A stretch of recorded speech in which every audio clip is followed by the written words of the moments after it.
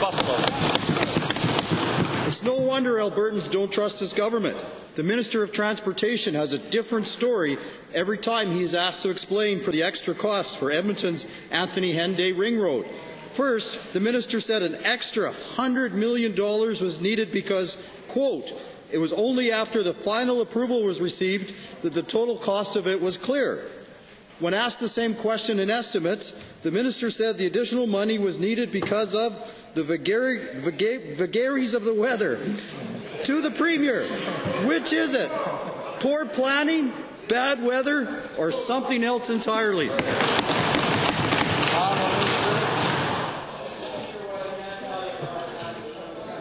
In this province is that we've invested about $3 billion annually to road projects like the Calgary and the Edmonton Ring Roads.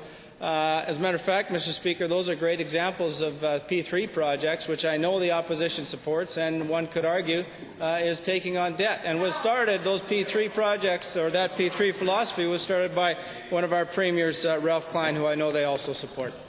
Honourable member. This government just can't keep its story straight when it comes to public-private partnerships. Given that yesterday the finance minister said the idea is to get the greatest value for the taxpayer both today and into the future, and given that the Minister of Infrastructure admitted the upfront costs of a P3 are higher than a traditional build, how are Albertans getting the best deal when they are paying more today and more in the future with interest payments? Mr. Speaker, that's actually a good question. Kind of caught me a little bit off guard.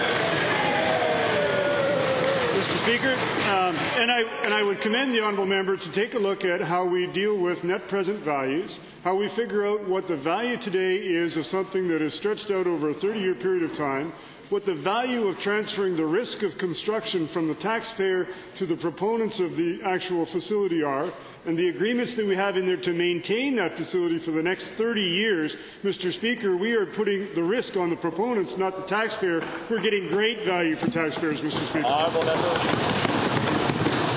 Mr. Speaker, given that the infrastructure minister said every P3 project has been on time and on budget, and given that the transportation minister recently asked for an extra $100 million for the Henday because, quote, there was $100 million less approved than was required to complete this P3 project, how does this government expect Albertans to have confidence in P3s when it can't keep its planning in order or its story straight?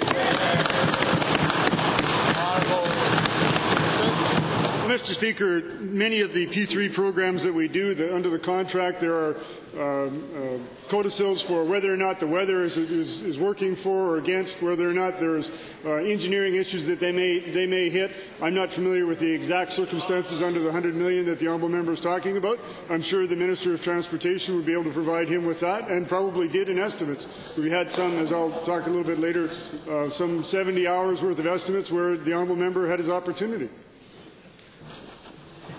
Honourable members, I believe I heard the bell.